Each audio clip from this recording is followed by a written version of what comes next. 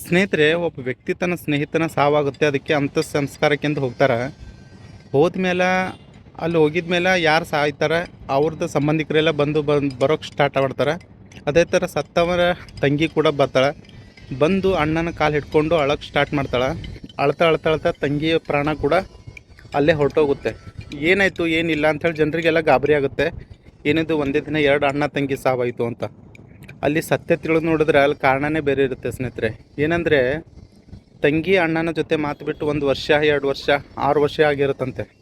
ಅಣ್ಣ ಕೂಡ ತಂಗಿ ಜೊತೆ ಮಾತಾಡಿ 6 ವರ್ಷ ಆಗುತ್ತಂತೆ. ಇಬ್ಬರು ಕೂಡ ತಂಗಿ ಕರೆ ಮಾಡ್ತಾಳಂತ ಅಣ್ಣ ಕರೆ ಮಾಡ್ತಾನಂತೆ ತಂಗಿ. ಹೀಗೆ ಕಾದು ತುಂಬ ನೊಂದ್ಕೊಂಡಿರ್ತಾರೆ. ಮನಸ್ಸಿಗೆ ಭಾಳ ನೋವನ್ನು ತೊಗೊಂಡಿರ್ತಾರೆ. ಯಾರು ಕೂಡ ಕರೆ ಮಾಡಿರಲ್ಲ. ಕೊನೆಗೆ ಅಣ್ಣನ ಸಾವೇ ಆಗುತ್ತೆ.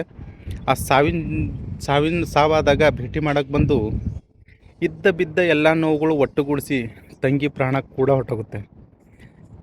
ಈ ಕಥೆಯ ಮೊರಲ್ ಸ್ಟೋರಿ ಏನಂದ್ರೆ, ಯಾರಾದರೂ ನಿಮ್ಮ ಅಣ್ಣ, ತಮ್ಮ, ತಂದೆ, ತಾಯಿ ಯಾರೇ ಆಗಿರ್ಬೋದು, ಯಾರ ಜೊತೆ ಆದರೂ ಮಾತಾಡಬೇಕು ಅಥವಾ ಏನಾದರೂ ಕೋಪ ದ್ವೇಷ ಇದ್ದರೆ ಎಲ್ಲ ಬಿಟ್ಬಿಡ್ರಿ, ಮಾತಾಡ್ರಿ. ನೀವೇ ದೊಡ್ಡ ಮನಸ್ಸು ಮಾಡಿರಿ. ದೊಡ್ಡ ಮನಸ್ಸು ಮಾಡೋದ್ರಿಂದ ಯಾವತ್ತೂ ಚಿಕ್ಕವರಾಗೋದಿಲ್ಲ. ಮಾತಾಡ್ರಿ, ಮನಸ್ಸು ಬಿಚ್ಚಿ ಮಾತಾಡ್ರಿ. ಯಾಕಂದ್ರೆ ಯಾರೇ ಕೂಡ ಒಂದು ಸಲ ಹೋದ್ಮೇಲೆ ಮತ್ತೆ ಮರಳಿ ಸಿಗೋದಿಲ್ಲ. ಅದಕ್ಕೋಸ್ಕರ ಮನಸ್ಸು ಬಿಚ್ಚಿ ಮಾತಾಡ್ರಿ. ಎಲ್ಲರ ಜೊತೆ ಚೆನ್ನಾಗಿರಿ. ಒಂದು ಕರೆ ಮಾಡೋದ್ರಿಂದ ಯಾರು ಚಿಕ್ಕವರಾಗಲ್ರಿ. ಕರೆ ಮಾಡಿ ಮಾತಾಡ್ರಿ. ಎಷ್ಟೇ ಕೋಪ ಇರಲಿ, ಎಷ್ಟೇ ದ್ವೇಷ ಇರಲಿ, ಯಾವುದೇ ಪ್ರೋಗ್ರಾಮ್ಗಳಿರಲಿ, ಮಕ್ಕಳ ಜೊತೆ ಅವ್ರ ಜೊತೆ ಬೆರೆಸ್ರಿ. ಏನಿಲ್ಲ, ಕೊಂಡೊಯ್ಯೋದೇನಿಲ್ಲ. ಎಷ್ಟು ಚೆನ್ನಾಗಿದ್ದೆವು ಅನ್ನೋದನ್ನೇ ಭಾಳ ಮುಖ್ಯ ಆಗುತ್ತೆ.